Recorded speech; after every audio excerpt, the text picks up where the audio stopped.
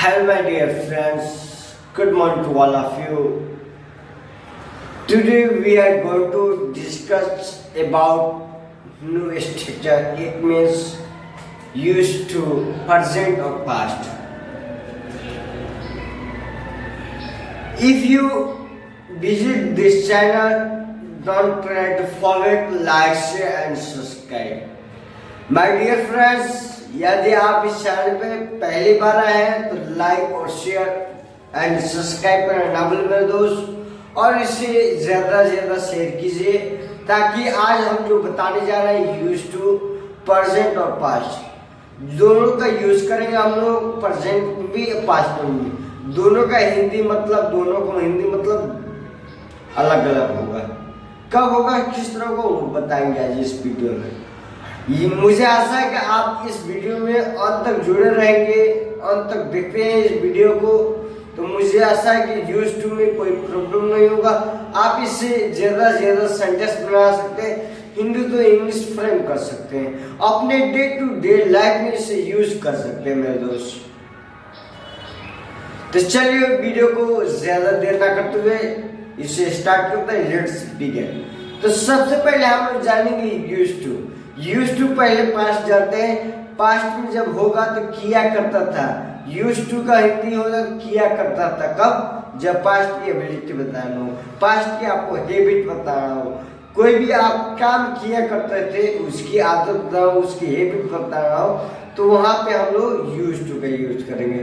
जैसे बोलेंगे मैं इंग्लिश जाया करता, मैं इंग्लिश बोला करता था, मैं स्कूल जाया करता था, मैं क्रिकेट खेला करता था, कोई भी काम किया करते थे आप पास्ट की अपने हैबिट बताने के लिए, तो वहां पे हम लोग यूज टू का यूज करते हैं।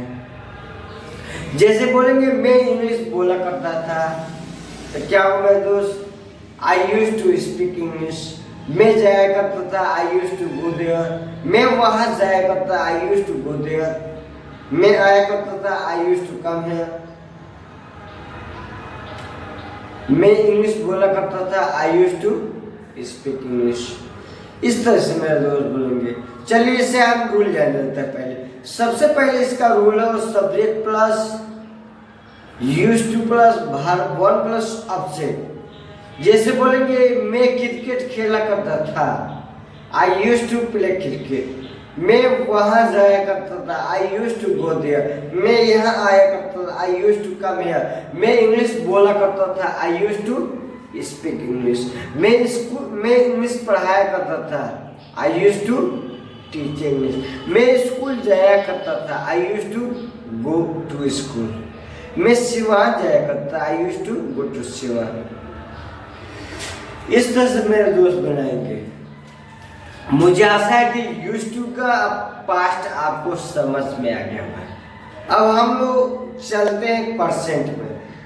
कहाँ चलते हैं मेरे दोस्त, परसेंट में।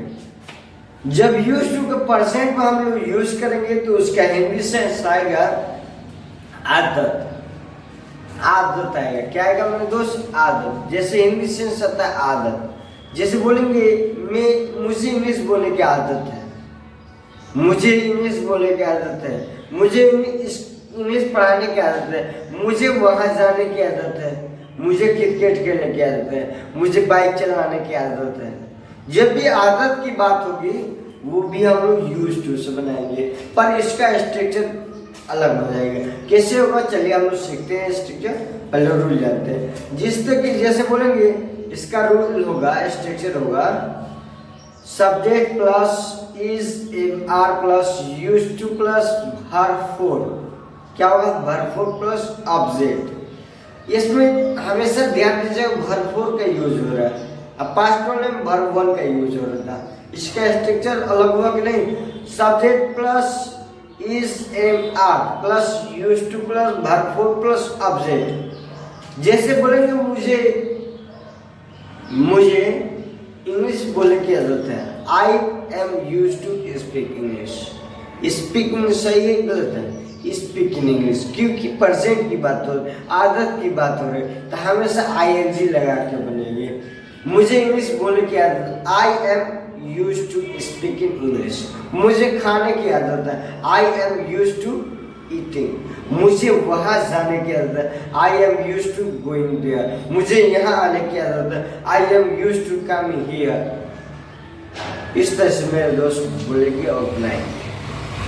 मुझे क्रिकेट खेलने की आदत है, I am used to playing cricket. आपको इंग्लिश बोलने की आदत है, कहा हुआ you are used to speak in English. आपको वहां जाने की आदत है, you are used to going there.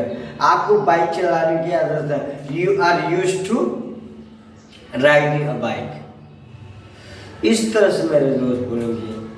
मुझे क्रिकेट खेलने की आदत है, I am used to playing cricket. मुझे इंग्लिश पढ़ाने की आदत है, I am used to teaching English. मुझे इंग्लिश पढ़ाने की आदत है, I am used to teaching English. मुझे इंग्लिश बोलने की आदत है, I am used to speaking English.